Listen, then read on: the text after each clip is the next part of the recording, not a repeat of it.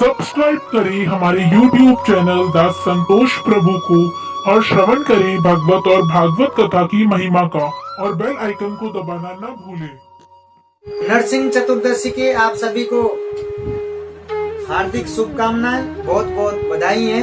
भगवान किस प्रकार प्रकट हुए सभी को मालूम है। आदि नर आदि सिंह के रूप में भक्त प्रहलाद के रक्षा करने के लिए किस प्रकार प्रकट हुए हैं हमारे नरसिंह देव। भक्त प्रहलाद के जो पिता थे वो कौन थे? हिरण्यकशिप थे।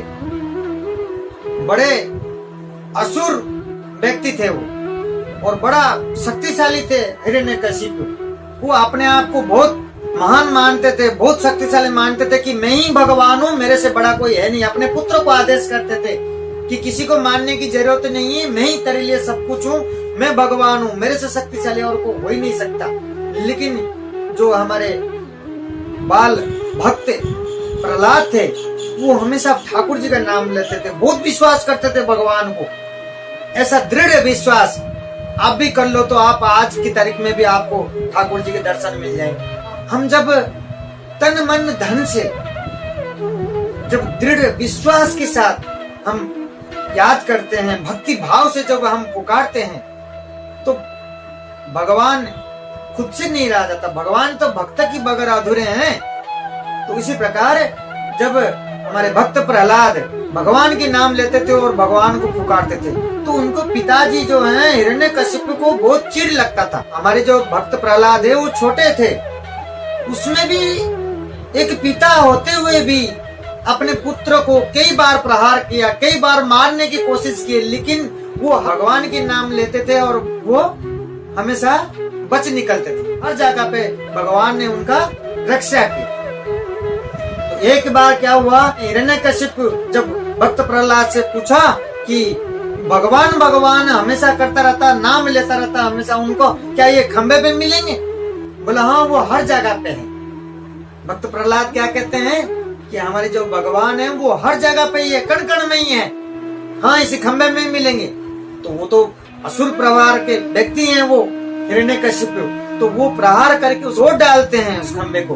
तोड़ने के बाद आदि नर आदि सिंह के रूप में हमारे नरसिंह देव प्रकट हुए हैं उसके अंदर से, और प्रकट होकर के प्रहार करते हैं। एकदम लड़ाई एकदम होती है, युद्ध होता है हिरण्यकशिप और नरसिंह देव।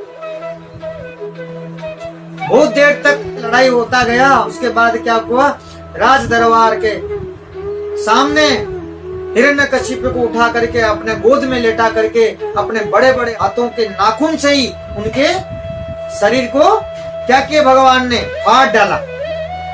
शरीर को एकदम चीर फाड़ डाला। उसके बाद उनको रूप देख करके उनके आसपास में भगवान के रूप देख करके कोई नहीं आया, लेकिन हमारे जो बाल भक्त प्रहलाद अपने कोमल हाथों से फूल का माला लेकर के ठाकुर जी को अर्पित किए, भगवान को अर्पित किए। अर्पित करने के बाद जो हमारे नरसिंह देव है वो हमारे भक्त प्रहलाद को गोद में उठा लिए। तो इन स्तुतियों को देखते हुए सारी देवताओं ने स्तुति करते हैं। हमारे खूबसूरत माधव आचार्य कहते हैं कि ये जो नरसिंह देव हैं ये सभी विघ्नों को हरण करने वाले देवता हैं। हमारे भक्तों को रक्षा करने के लिए ये रूप प्रकट करके सभी के सामने हमारे भगवान आए। आज की तारीख में ठाकुर जी का बड़े धूमधाम से भक्ति भाव से ठाकुर जी की पूजा करके हमें याद करना चाहिए, ठाकुर जी की सेवा करनी चाहिए।